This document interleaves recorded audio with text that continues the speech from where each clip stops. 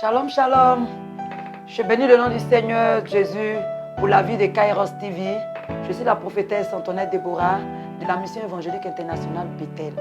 Et je veux dire shalom à tous les serviteurs de Dieu pour le courage que vous avez. Ce n'est pas facile.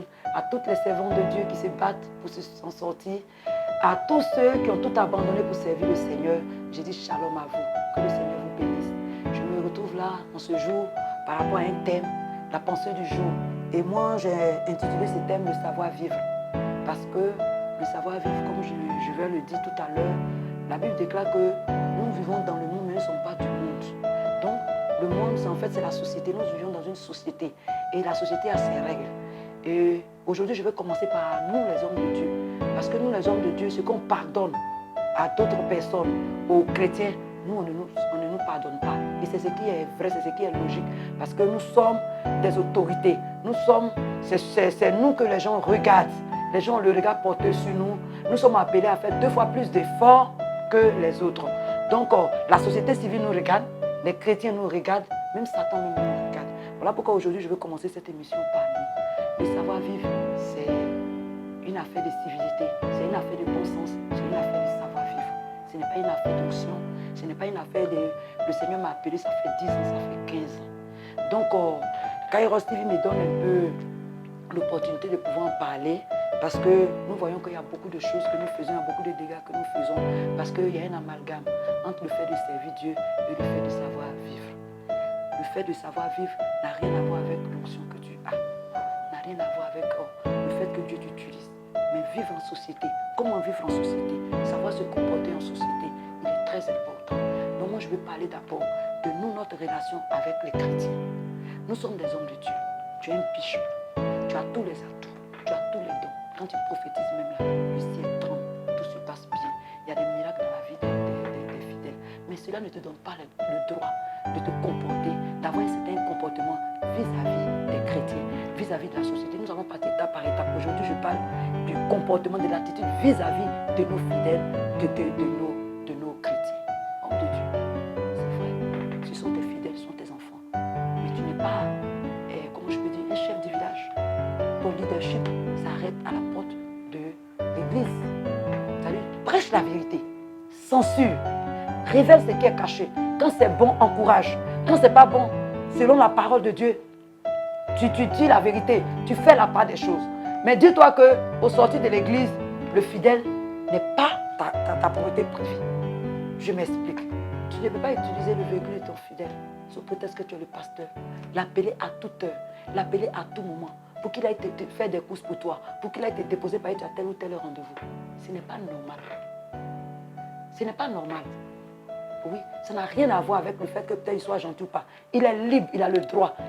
S'il te demande, il te dit pasteur, c'est lui en tant qu'enfant de Dieu, l'enseignement qu'il a reçu en tant que chrétien, qui doit savoir que je suis dans un véhicule, je ne peux pas voir mon pasteur en train de marcher comme on le dit.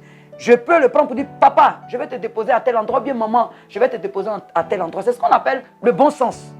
Il est libre. Mais s'il ne le fait pas, et qu'il a son véhicule qui te dépasse, qui te laisse marcher, c'est le Seigneur qui t'a appelé.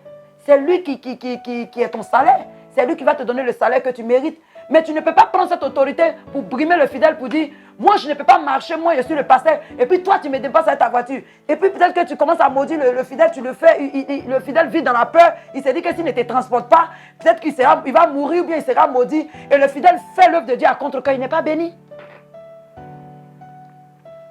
Cette autorité-là n'est pas une excuse pour que tu puisses t'asseoir dans le véhicule de ton fidèle. Tu peux prendre toute sa journée, il est en train de faire tes courses, tu décides d'on doit aller au nord, on doit aller au sud, et puis il joue le rôle du chauffeur.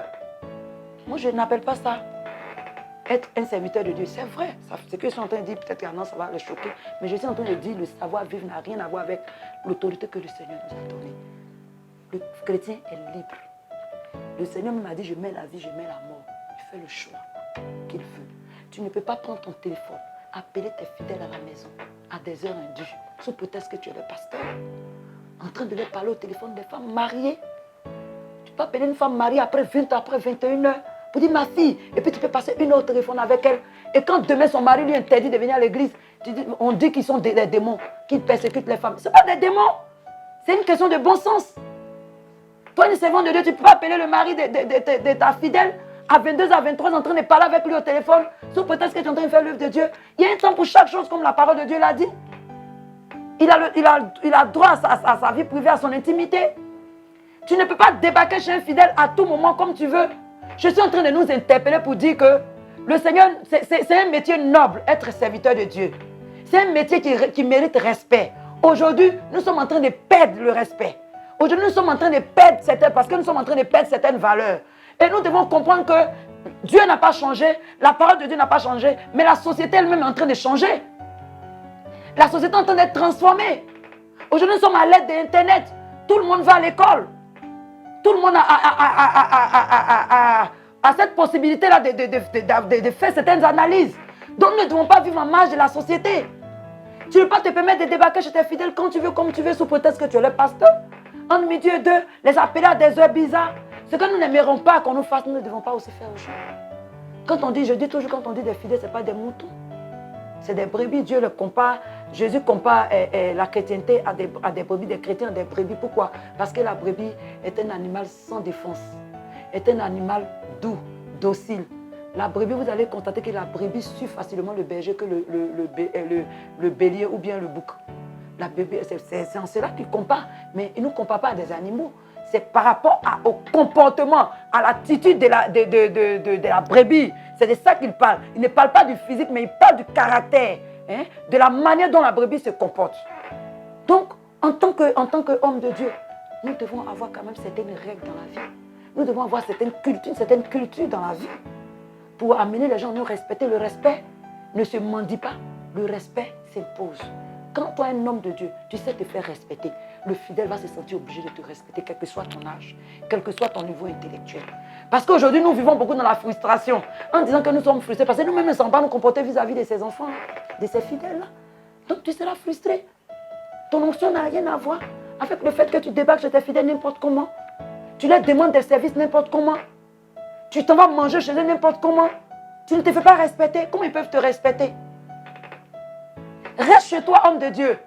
C'est Dieu qui t'a appelé. Va rendre visite à des œuvres vraiment favorables. Appelle le fidèle quand c'est nécessaire. C'est-à-dire quand ton fidèle voit ton numéro de téléphone, il doit pouvoir le décrocher aussi rapidement que possible. Mais qu'il ne dise pas, oh, il m'emmerde. Si un homme va se fatiguer, mais quand tu appelles, ça doit être nécessaire. Dis-lui des choses vraiment importantes. Et on les aide à aller, à marcher vers le Seigneur. Mais nous ne devons pas les enfoncer. Nous ne devons pas les brimer, marcher sur eux. Manipuler leur vie, faire de leur vie ce que nous voulons. Donc je parle aujourd'hui de nous les hommes de Dieu, de savoir vivre. Ne tends pas la main à tes fidèles. C'est Dieu qui touche les cœurs, qui incline les cœurs, qui viendront te bénir. Le Dieu qui nous a appelés, qui nous a choisis, qui nous a établis et qui dit qu'il se glorifie au travers de nous, il est encore vivant. Il dit pouvoir à nos besoins. Il va susciter tout le monde. Il va susciter n'importe qui pour pouvoir à tes besoins. Fais-toi respecter. Reste chez toi. Vis ta vie avec ta famille. Ne va pas te mêler de leur vie privée. De peur qu'il ne te manque et que toi en retour tu puisses les maudire. Donc voilà un peu le thème que je voulais traiter. C'est vrai que c'est un peu peut-être dur, mais je commençais par nous-mêmes. Nous devons le savoir-vivre n'a rien à voir avec l'onction que nous dégageons. Le savoir-vivre n'a rien à voir avec le fait que nous ayons 1000 membres ou bien 300 membres, ou bien je ne sais pas comment même. Mais c'est savoir se comporter en société. Même quand nous sommes invités, après nous allons voir toutes ces choses. Aujourd'hui, je parle vis-à-vis de nos fidèles. Fais-toi respecter pour que le fidèle te respecte. Shalom à toi, serviteur de Dieu. Je dis, le servir Dieu, c'est un travail noble, c'est un travail vraiment qui mérite respect. Et que notre respect soit vu de tous, en fonction de nous-mêmes, notre manière de faire et de marcher, pour que les autres nous respectent, pour que la société aussi qui en face nous respecte. Shalom à toi, homme de Dieu, que Dieu vous bénisse. Et puis, bonne année encore 2020 à tout le monde. Soyez bénis.